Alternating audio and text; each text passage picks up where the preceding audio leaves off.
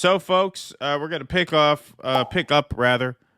somewhat where we left off. The word of the week, the closing arguments of this campaign, very much centered around garbage, which I think is very fitting. I think that's a very, very fitting end to the campaign season.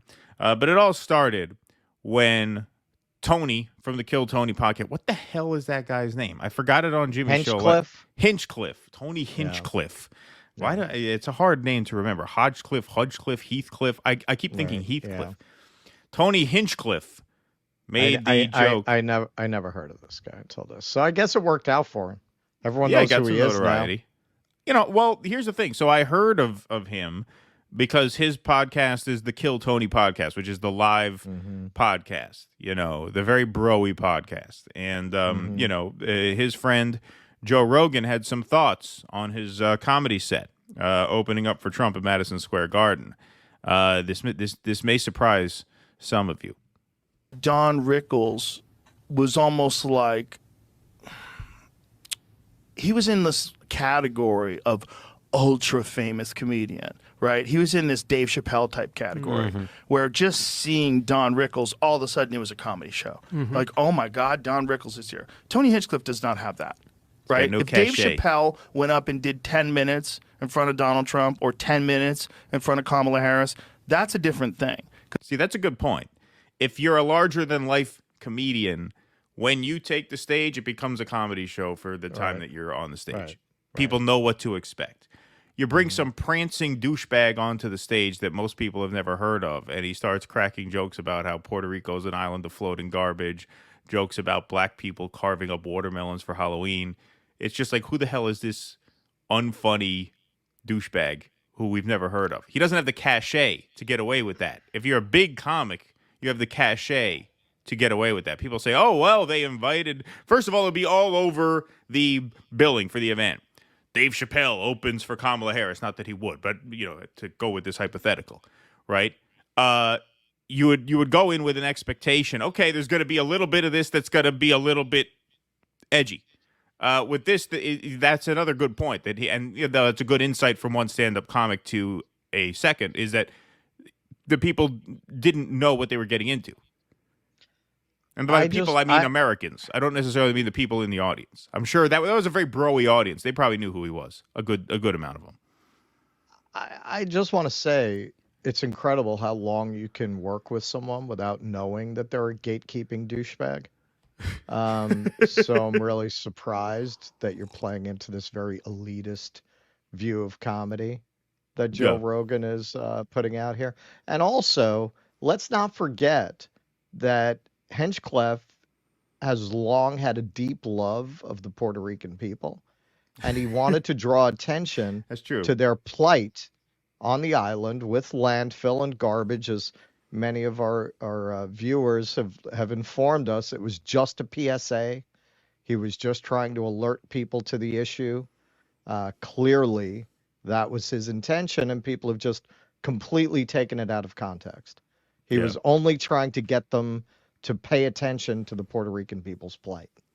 This is why politics is so broken, because well-meaning guys like Tony Hinchcliffe can't go out and raise awareness about an issue without people, you know, misinterpreting it in bad faith.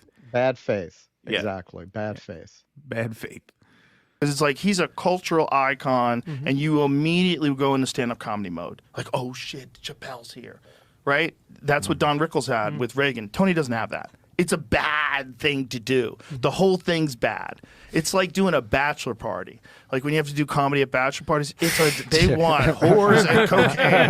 Why is this guy telling jokes? But it's just a bad environment. It's a bad environment for comedy. And, you know, that joke, I would have told him, don't you fucking dare do that joke. I never, like, sat down with him. I didn't know what bits he was going to do. But then I heard he did that joke. I was like, oh, Jesus, Tony. Here it comes. I think there are comedians. So when did the CIA get to Joe Rogan? They got to when did they flip Joe Rogan?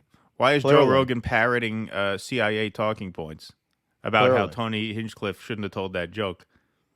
Clearly. Well, they threatened to release the pictures of him fucking Victoria Nuland. Yeah, they flipped him. They flipped him. They flipped him.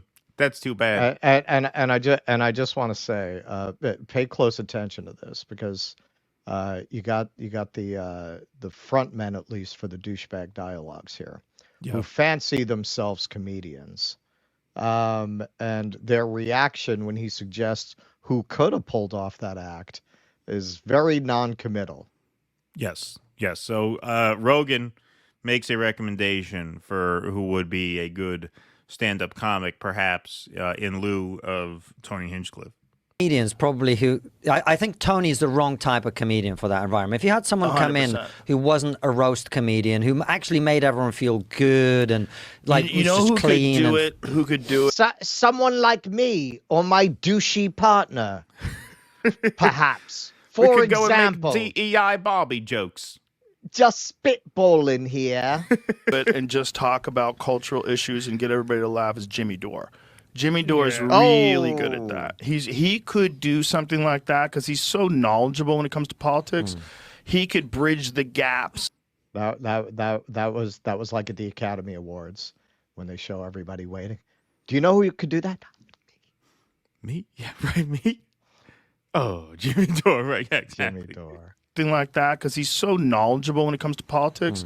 He could bridge the gaps between humor and fact and reality and what we're up against. He could do that. But that's a good slogan, actually. I'm going to submit that for Jimmy's consideration for his new show, Bridging the Gap Between Humor and Fact. Yeah. That's a good slogan for this space. I like to think we do that too. Yes. Yeah. Yes. To bridge the gap between humor and fact. Not Tony's wheelhouse, man. Tony's just talking shit about people's clothes and stuff. Like he's very shallow with that. Like his comedy is all just you're a loser. Yeah. So you see how Joe Rogan is capable of looking at a situation and evaluating whether or not it was a good decision to put Tony Hinchcliffe up there without having a meltdown, without insisting, "Oh no, he didn't. It was just a joke. It was just a joke. Stop." Well, that's probably what sets apart very successful podcasters from douchebags who just sit and cry about what podcasters say. Exactly, That's probably what makes the difference between a very successful man like Joe Rogan and a lot of people in his audience. Right. All right, who he crossed when he said that. Certainly lost some subscribers over that. Well, that's good to know, because look, I mean, audience capture is a real danger, and obviously took a lot of courage to say that the Trump campaign shouldn't have invited an insult comic to trash Puerto Rico, literally trash Puerto Rico, a week and a half before the election. It's as simple as that. But no, I mean, look, anybody with it's not that deep. Modicum of instinct, not that deep. Yeah. Could think that. Yeah, pretty easy. Please clap.